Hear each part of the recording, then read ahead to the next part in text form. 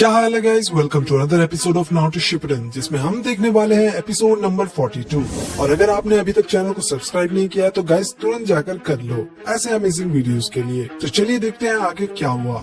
तो एपिसोड की शुरुआत में हम देखते हैं ओरोचिमारू मस्त जमीन पर लेटा हुआ था और कहता है ये लड़का सच में तेज है।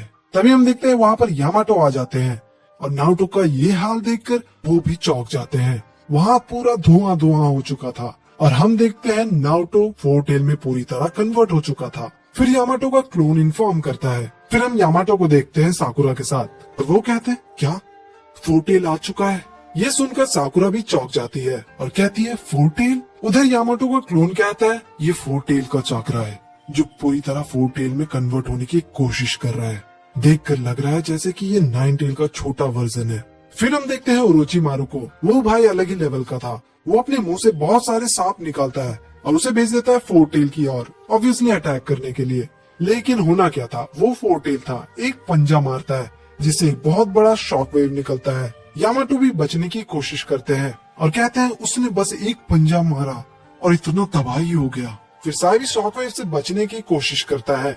उधर साकुरा ये देखकर कहती है कि क्या ये नारुतो ने किया। फिर यामाटो बताते हैं कि हाँ ये नारुतो का अटैक था। फिर हम देखते हैं फोरटेल जमीन पर अटैक करता है। ये देखकर ओरोचिमारू समझ जाता है कि क्या होने वाला है। तभी ओरोचिमारू के नीचे से फोरटेल का हाथ बाहर आता है। उससे बचने के लिए ओरोचिमारू इधर उधर भागने लगता है। फिर हम देखते हैं साकुरा को। वो पूछती है कि कैप्टन यामाटो आप जरूर कुछ मुझसे छुपा रहे हो नारुतो के बारे में, मुझे बताओ प्लीज।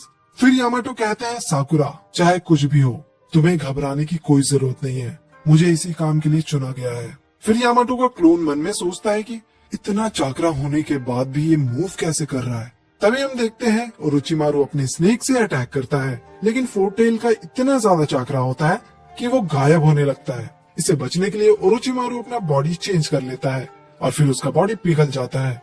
फिर ओरोचिमारू फोरटेल की तरफ जाने लगता है अटैक करने के लिए और तभी ओरोचिमारू उसे एक पंच मारता है। उसे लग रहा था कि फोरटेल मार खा लेगा, लेकिन ऐसा नहीं है।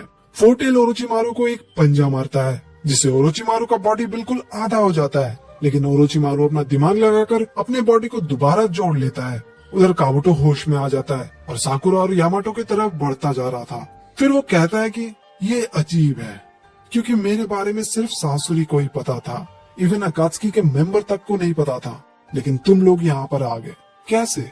सासुरी के साथ जोर जबरदस्ती भी करते फिर भी वो नहीं बताता, और अगर तुम्हारी जगह वो खुद आया होता तो शायद तुम कामयाब हो जाते। इसका मतलब है उसने तुम्हें खुद बताया होगा इस मीटिंग के बारे में। और वैसे सासुरी भी लॉर्ड ओरोचिमारू को खुद मारना चाहते थे, इसलिए हो सकता है सासुरी ने इस मीटिंग के बारे में तुम्हें बताया होगा। इसका मतलब साफ है कि तुम लोगों ने उन्हें मार दिया। साकुरा कहती है कि हाँ बिल्कुल सही कहा तुमने। फिर हम देखते हैं फोरटेल को। वो बहुत जोर से चिल्लाता है जिससे ब्लैक और ब्लू कलर का बबल निकलने लगता है। ये देखकर ओरोचिमारू चौंक जाता है और कहता है ये क्या है। उधर साई भी यही सोच रहा था और कहता है कि कहीं ये चाकरा तो नहीं है। फिर हम देखते हैं फोरटेल बबल्स को एक जगह कंसंट्रेट करने लगता है जिससे जमीन फट जाता है। ये देखकर ओरोचिमारू पीछे हट जाता है डर के मारे। फिर हम देखते हैं साई पेड़ के पीछे चला जाता है छिपने के लिए और तभी वहाँ पर फोरटेल अपना मुंह खोलता है और उसे खा लेता है। ये देखकर ओरोचिमारू कहता है कि इतना कॉन्सेंट्रेटेड चाकरा खाने के बाद वो मुझसे नहीं लड़ सकता।